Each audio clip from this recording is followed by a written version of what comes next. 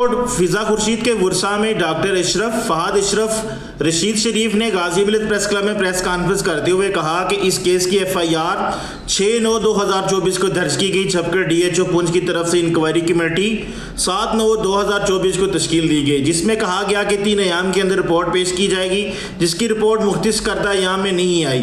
12/9/2024 کو CMH کی ایک نرس انیکا نے ایک بیان الفی دیا، جس کی تصدیق انہوں نے عدالت میں پولیس میں آ کر بھی پیش کی۔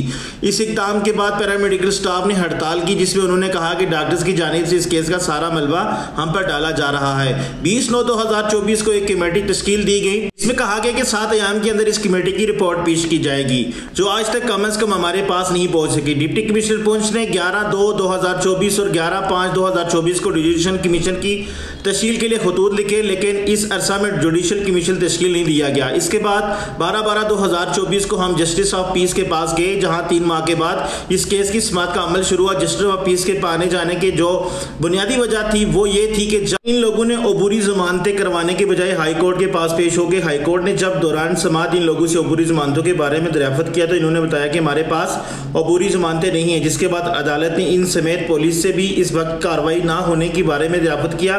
ہائی کورٹ کی direction per justice of peace نے کارروائی کا آغاز کیا، جس کے نتیجہ میں کچھ دن قبل 2 لیڈی ڈاکٹرز ایک نرس کی بھی گرفتاری عمل میں لائی گئی۔ اس گرفتاری کے خلاف ڈاکٹرز نے احتجاج شروع کر دیا اور اپنی سرپرستی سے بھی انکار کر دیا۔ ڈاکٹر حضرات نے دوران پریس کانفرنس یہ بھی الزام عائد کیا کہ کمیٹیز تشکیل دی گئی، اس پر ورثاء نے عدم اعتماد کر دیا تھا۔ یہ الزام بالکل خلاف حقائق تھا۔ ہم نے DC اور کمشنر وقت سمیت SSP وقت کو بھی لکھا کہ انکوائری رپورٹ ہمارے حوالے کی جائے۔ انہوں نے کہا کہ انکوائری رپورٹ نامکمل ہے، جس کی بنا پر آپ کے حوالے نہیں کی جا سکتی۔ جوڈیشل کمیشن کے حوالے سے ہم نے وزیر اعظم آزاد کشمیر سے بھی ملاقات کی اور انہوں نے بھی ہدایت دی کہ کمیشن تشکیل دیا جائے، مگر ان کے اعلان کے باوجود 1 ماہ گزرنے کے بعد بھی کمیشن تشکیل نہیں دیا گیا۔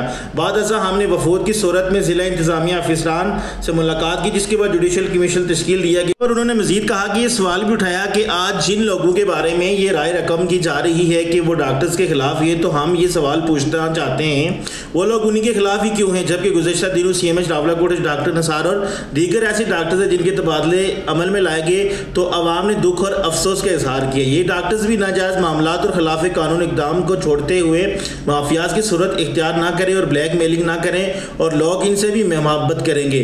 ہم اپنی جسٹس کے لیے آخری دم تک لڑتے رہیں گے۔ پال نیوز، راولاکوٹ، آزاد کشمیر۔